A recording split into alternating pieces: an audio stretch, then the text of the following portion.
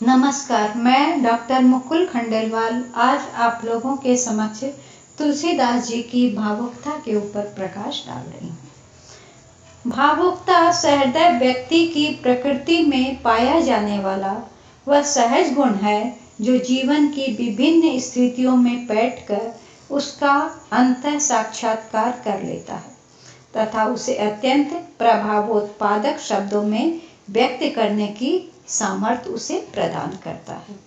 मानव जीवन में सुख दुख हर्ष शोक प्रेम घृणा क्रोध हिंसा विरक्ति सहानुभूति आदि को प्रेरित एवं अभिव्यक्त करने वाली अनेक स्थितियां आती है। इन सभी स्थितियों व मानसिक दशाओं में अपने को डालकर पूर्ण भावुक कवि उसका यथार्थ बोध कराता है तथा सरस रूप में उसकी अभिव्यक्ति भी करता है।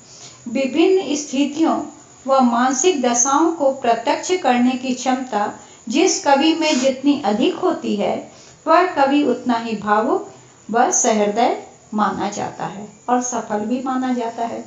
इस दृष्टिकोण को ध्यान में रखकर हिंदी कवियों पर जब हम विचार करते हैं तो गोस्वामी तुलसीदास जी की भावुकता ही सर्वांगीण एवं व्यापक दिखाई पड़ती है। हम अयोध्या कांड जो मानस का हृदय स्थल कहा जाता है में तुलसीदास जी की यह भावुकता जो वह स्मरणीय मात्रा में है। अयोध्या कांड आदि से अंत तक मार्मिक प्रसंगों से भरा है। प्रारंभ में श्री राम के राज्याभिषेक का दृश्य है। राम का राज्याभिषेक होने वाला है, यह सुनकर सभी नगरवासी अपने घरों को सजा रहे हैं। सभी जगह आनंदोल्लास छाया हुआ है, मंगल वाद्य बजाए जा रहे हैं और सभी बहुत खुश हैं। तभी मंथरा, जिसकी बुद्धि सरस्वती जी द्वारा पलट दी गई है, आकर कैकेयी के सामने बिलक बिलक कर रोती है तथा सौत कौशल्या के प्रति उसके हृदय में नीच भाव लाने का प्रयत्न करती है।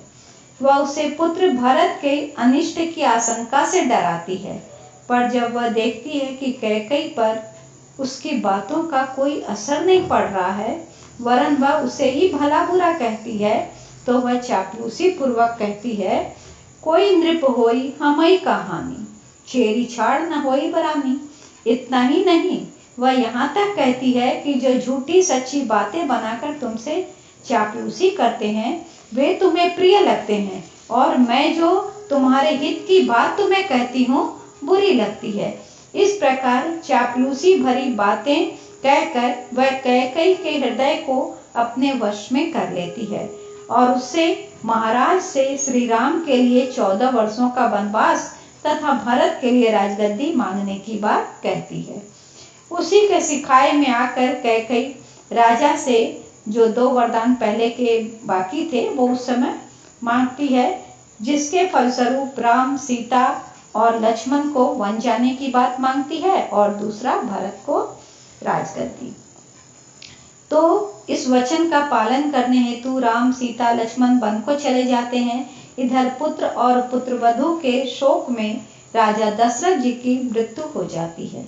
कहाँ तो रागोल्लास का वातावरण छाया था, राजगद्दी मिलने वाली थी, मंगल उत्सव होने वाला था और कहाँ विषादमय वातावरण छा जाता है। देव योग से विपत्ति के वर्णन में गोस्वामी जी की भावुकता खूब रमी है। श्री राम लक्ष्मण तथा सीता जी के संग जब वन को जा रहे हैं तो उस समय भी कवि की भावुकता उमड़ती दिखाई पड़ती है। वन के कठिन कंटकाकीर्ण मार्ग पर 2 अपूर्व सुंदर राजकुमार एवं एक राजकुमारी को तापस वेश धारण किए जाते देखते हैं सभी कोई, जिसमें अनुपम सौंदर्यशाली हैं सभी कोई। तो उनका अनुपम सौंदर्य सभी ग्रामवासी व बटोही का ध्यान अपनी ओर आकृष्ट कर लेता है। सभी के मन में यह भाव उमड़ता है कि वे वन को क्यों जा रहे हैं, किस कारण से उनको भेजा जा रहा है, वन क्यों जा रहे हैं, किस निर्मम ने उन्हें वनवास का आदेश दिया है। ग्राम बधुएं तो अपूर्व ममत्व व अनुराग से भर जाती हैं। आचार्य रामचंद्र शुक्ल जी ने तो यहाँ तक कह दिया इस संबंध में कि एक सुंदर राजकुमार का अपने छोटे भाई व पत्नी के साथ घर से निकलकर वन फिरने से बढ़कर मार्मिक चित्रण और भला क्या हो सकता है। ग्राम बधुएं जिनके मन में उत्सुकता जग रही थी इन तीनों को, सुंदर सुंदर हैं, एकदम राजकुमार और राजकुमारी जैसी लग रही, वो लोग क्यों जा रहे हैं, कहाँ जा रहे हैं। तो इस जिज्ञासा में ग्राम वधुएं सीता जी से पूछ बढ़ती हैं कि ये श्याम वर्ण और गौर वर्ण वाले दोनों राजकुमार तुम्हारे कौन लगते हैं। इस पर सीता जी बड़े मर्यादित ढंग से जवाब देती हैं और कहती हैं, जो सहज स्वभाव वाले, सुंदर और गोरे हैं, इनका नाम लक्ष्मण है, ये मेरे छोटे देवर हैं।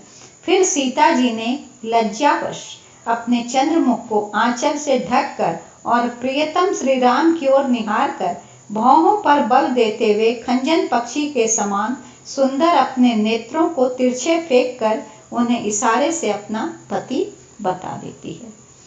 जो उसका वर्णन की है तुलसीदास जी, वो मैं आपको बता रही हूँ। बहुरी बदन विदु अंचल भाकी, पियतन चितई भौं करी बाकी, खंजन मंजू तिरछे नैननी, निज पति कहूँ तिन्हई सिय सैननी। इसी प्रकार श्री राम व भारद्वाज भरत जी का जो मिलन हो रहा है, तो उसमें सारे अयोध्या वासी के हृदय में राम से मिलने के लिए जिज्ञासा हो जाती है।